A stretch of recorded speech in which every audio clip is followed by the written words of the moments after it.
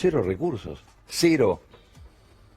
Por eso las empresas muchas veces te llaman para dar una conferencia, porque las empresas hay que manejar las cosas sin recursos. A ver, no es metáfora. No había agua, no había... No, agua había nieve, Sí. pero mira que no es fácil. Pero hay que saber hacerlo. Hoy me enteré hace poco, por suerte me enteré hace poco, que precisábamos 5 litros de agua para vivir a esa altura. Pero por suerte que me enteré hace poco, porque en aquel momento Conseguir, digamos, de comer, lo poquito que había se terminó.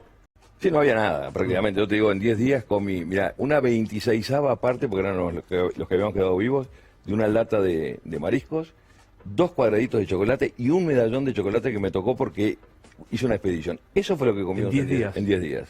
Y tierra y cosas, ¿no? No había tierra. No, ahí es nieve, plantas, no, ese fue el principio cuando teníamos, bueno, tú estabas bien presente. Era muy amigo del papá, muy íntimo amigo de Carlitos, del papá, que era un ser divino. Por los dos, digamos, Carlos Paz Vilaró, digo, creo que todo el mundo sabe de qué estamos hablando, ¿no? Pero digo... Y supe muy bien todo eso y salimos a ayudarlo todo lo que pudimos. En aquel momento, al principio, claro, nosotros estábamos... Fíjate que la historia de la antropofagia, no había una historia. No cuentes eso. Entonces al principio, pero si vos eras el primero en preguntar en aquella época. Pero me caía muy mal, ¿no? Nunca pude soportarlo.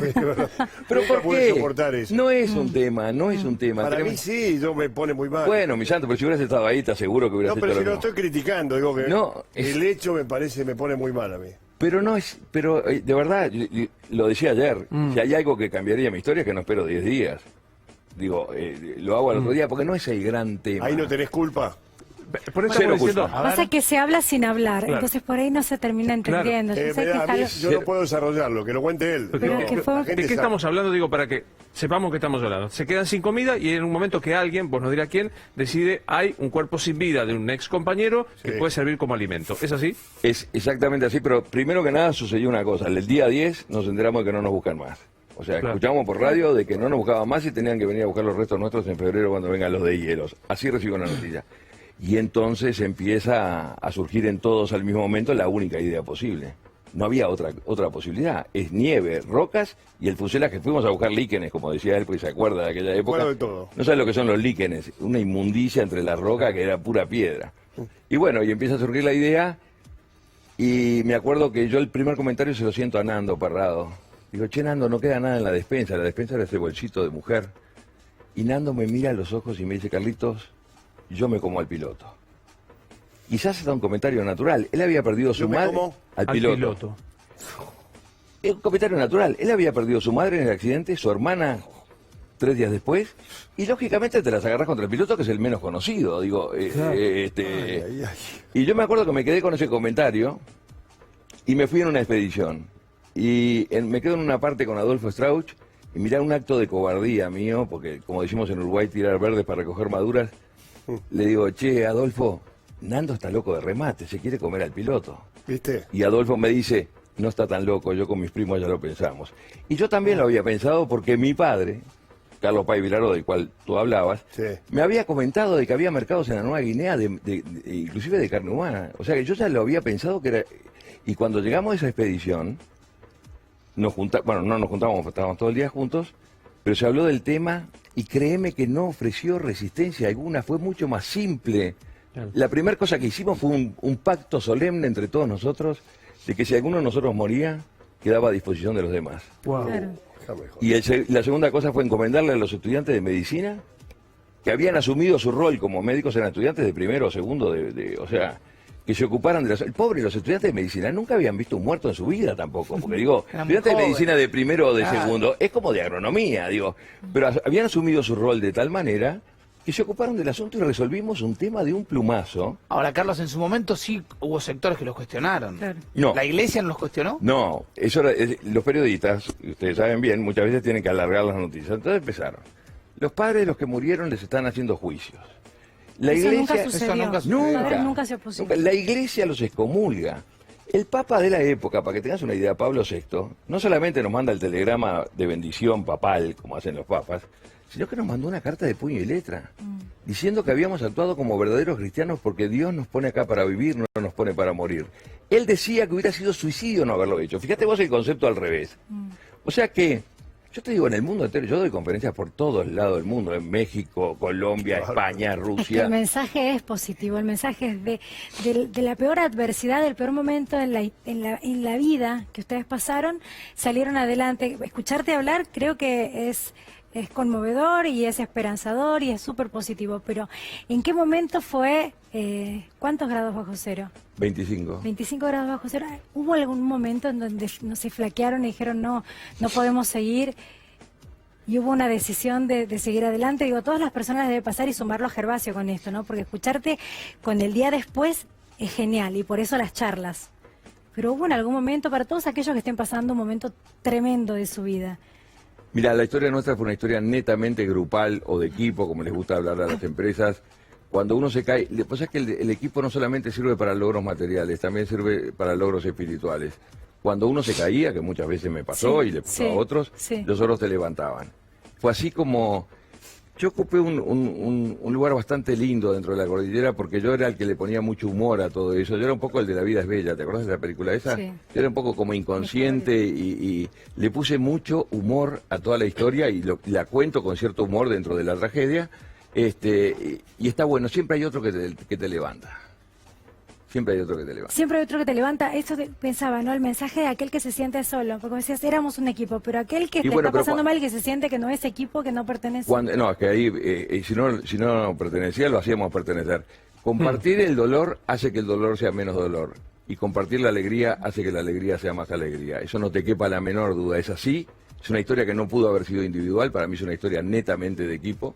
Yo soy fascinado con la historia esta, más allá del drama, porque es una historia del ser humano en su esencia, y eso está bueno, digo. Seguro. Había algo muy llamativo panel que decía Páez anoche, en el programa de Luis, que los espectadores nos quedábamos con lo anecdótico de la antropofagia y la polémica que se podía llegar a armar, pero la determinación del equipo era salir a como diera lugar. Esa decisión de alguna manera volver. Me parece que es esto que decías vos, Pamela, que era tan esperanzador. Era la decisión de todos de volver, no importaba cómo. Y que cada uno tuviera un rol. Pero no te quepa la menor duda. Es más, el único que se sacó una camisa para sacarse una foto fui yo en un momento dado. Y yo decía que tenía que llegar bronceado a Punta del Este. Fíjate vos, ustedes traten de pensar en esta idea, en esta historia de los 18 años. Que puede ser un mensaje frívolo, pero también es un mensaje de esperanza. O sea, que voy a llegar. Claro. Ese era era el tema. Decretabas que ibas a llegar vos. Bueno, nosotros caímos el 13 de octubre y salimos el 22 de diciembre. Esa es la realidad, digo. Pero nuestra lucha fue siempre para llegar a casa, digo, y olvidándonos de nuestra familia, porque el día 10 se terminaron. Yo también me imaginaba la misa, aviso fúnebre, todo eso me imaginaba. Claro. Barbie. Recién mencionás esto de volver a empezar. ¿Cómo fue ese volver a empezar después de esos 72 días con los glaciares, las montañas, viendo muertes, como recién comentábamos, encontrándote de momento con el pasto, con el agua, que en ese momento me imagino que era todo? ¿Cómo fue ese volver a nacer? ¿Sabes qué pasa? Que yo quiero volver a referenciar de alguna manera el caso de estos chicos del accidente ahora. La diferencia de las dos historias es que nosotros volvimos famosos.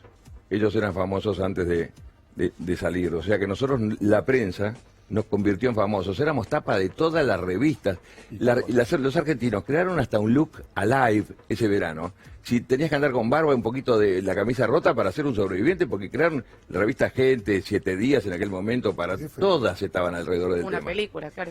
La película después. Claro, pero nosotros nos hicieron famosos. Entonces, a los 18 años, capaz que es atractivo ser famoso. Si nosotros de la nada nos convertimos en... Donde vas, el presidente te quiere conocer. El presidente de la República... Porque esta es una historia que se la contás a cualquier persona, desde el tipo más encumbrado al tipo más humilde, y la historia calza igual, porque es una historia humana. Y entonces, en todos lados, fíjate que en México, el año pasado di más de 50 conferencias en México, y en el resto del mundo otras 50 más. O sea que es una historia que es de contenido humano. Mauro. Quiero preguntarle, que nunca le pregunté en estos 40 años. Sí, me preguntaste todo, Mauro. Esto no, porque no. ¿A qué obedece la antropofagia? ¿Era el hambre? Y si no comes te morís. No, pero ¿era eso o era en prevención de lo que podía pasar? No. Bueno, lo que pasa es que es distinto el hambre que tenés ahora de comerte un sándwich al hambre después de 3, 4, 5 días de no comer nada. Ya no tenés. Habían pasado 5 días de no comer nada. Habían pasado 10 al final, pero te digo que a los 5 días como que se te va esa sensación de quererte comer el sándwich ahora, es saber que si no comés, te morís. Y nosotros luchamos por cosas muy simples. No peleamos por fama, no peleamos por Disney, no peleamos por Paramount. Tenemos los grandes estudios, los grandes editoriales alrededor de toda esta historia. Nosotros peleamos por cosas muy simples. Era volver a mi casa con mi mamá, con mi papá y con mi perro. Esa era nuestra lucha. Y para que ello pasara, tenían que pasar esas cosas. Digo, o sea, si no tomas esa decisión, no salíamos. Ahora, ¿sabés qué? Anoche decías vos, Carlos, vos sos un creyente mazo, un creyente ahí tranqui. Y por más que decís, no sirve preguntarlo, yo vuelvo a cuestionarme. ¿Por qué te pasó? ¿Le encontrás algún sentido al destino, a Dios, a la naturaleza? ¿Por qué te pasó esto a vos? Mira, eso no me lo cuestiono, pero te voy a hacer una anécdota corta. Di una conferencia en Saltillo para 600 mujeres empresarias, y cuando terminó la conferencia, el obispo de Saltillo, Monseñor Vera, me hace un almuerzo en mi honor. Estas cosas absurdas que tiene esta historia. Y me siento en la mesa con el obispo, 4 curas alrededor, típica escena mexicana. Y cuando llego a la mesa le digo, obispo, ¿no le parece que para llegar a Dios a veces es mucho mejor un mal piloto que un buen cura? Por suerte el obispo se reía, los curas me querían matar, dijeron, este hereje de dónde salió. Pero es verdad, a veces Dios aparece en los lugares más insospechados. Y me apareció, yo conocí un Dios diferente al que me enseñaron en el colegio. En el colegio te enseñan un Dios de barba, que tipo vos, así. Pero ahí aparece un Dios que es más sentido, es sentir a Dios. A mí me encantaba